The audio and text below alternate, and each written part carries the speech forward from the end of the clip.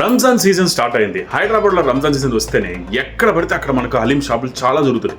బయట చెప్పుకుంటే సిగ్గిపోద్ది. హైదరాబాద్లో 3 సంవత్సరాల పైన ఎక్కువ ఉన్నా నేను, ఇంకా ఒక్కసారి కూడా హలీం టేస్ట్ చేయలేదు. ఈసారి ఖచ్చితంగా ఎలాగైనా టేస్ట్ చేయాలనుకుంటున్నా. సో మనం ఈరోజు హలీం ట్రై చేస్తున్నాం. వెళ్దామా?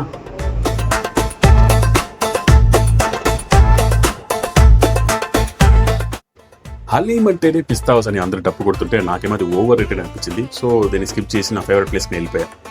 పైగా పిస్తా హౌస్లో మటన్ హలీం మాత్రమే available and veg haleem also available. నాకేమో క్వాంటిటీకి ఆ రేట్ చాలా ఎక్కువ అనిపించింది. సో నేను అక్కడ వెళ్ళలేదు. నా ఫేవరెట్ ప్లేస్కి వెళ్ళి నేను చికెన్ హలీం ట్రై చేశాను.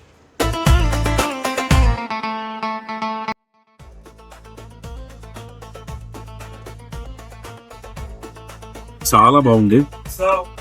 మేబీ ఇది కొత్తగా ట్రై చేసే వాళ్ళకి ఎలా ఉంటుందో తెలియదు కానీ నాకు నాన్ వెజ్ అంటే ఇష్టం కాబట్టి చివిగా ఇది తింటుంటే భలే ఉంది.